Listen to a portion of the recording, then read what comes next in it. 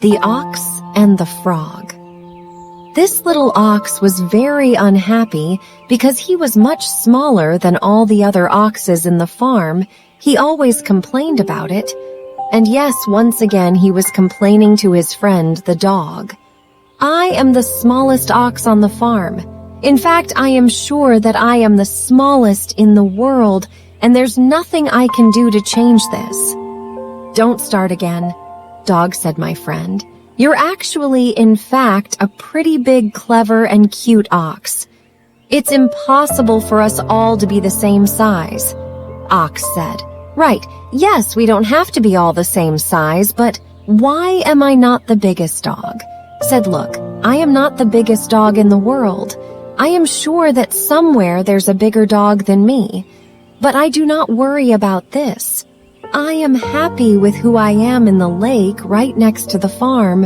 Where our unhappy ox lived there, lived a very self-centered frog.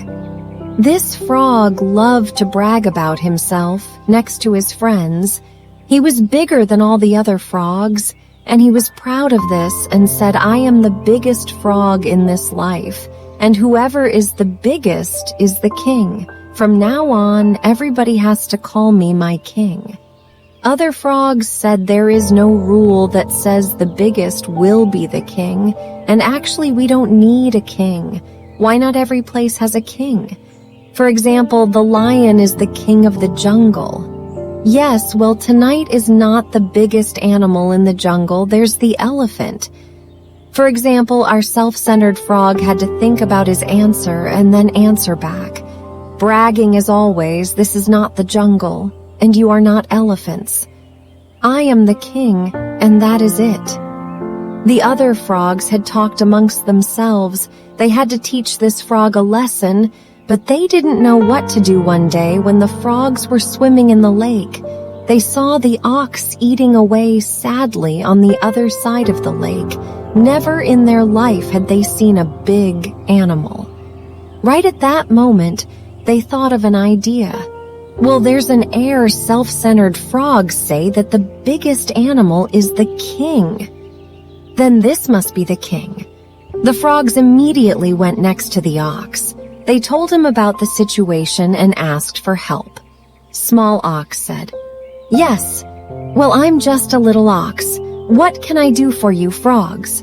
Said, Oh yeah, you won't need to do a thing. We will bring a friend of ours that is very much in love with himself, and you leave the rest up to us.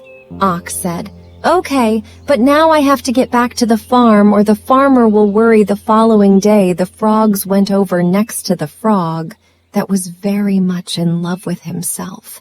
They mentioned that there was a giant animal on the other side of the lake. Big Frog said, Okay, then let's go over and see who this giant animal is. The frogs went over to the other side of the lake. The ox was waiting for them on the edge of the lake. The frog, he was very much in love with himself, almost swallowed his small tongue, but did not make anything obvious to his friends and said, So you're the giant that wants to be the king of the lake. The ox wanted to say something, but, in a hurry, the female frog answered, Weren't you the one that said whoever is the biggest will be king? Seeing as though the ox is bigger, then it's his right to be king. Oh yeah, I can be as big as him, right? And how so? When the frogs were talking amongst themselves, the self-centered ox thought of himself to be super big and worthy because this was the first time someone was mentioning how big he was. Now you will see how I will grow. And so the frog began to inflate. Right? Am I? It's because the Frank inflated himself a little bit more. All right, what do you think? Am I as big as the ox? The frog began to inflate himself once again. Now he was not able to talk. He could only stare with his eyes waiting for assurance. All the other frogs began to laugh. You're not that big. His little boy.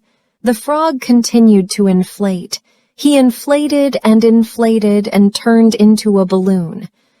With his amazed gaze, the ox stared at the frog. The very inflated frog had blown up so big he no longer looked like a frog.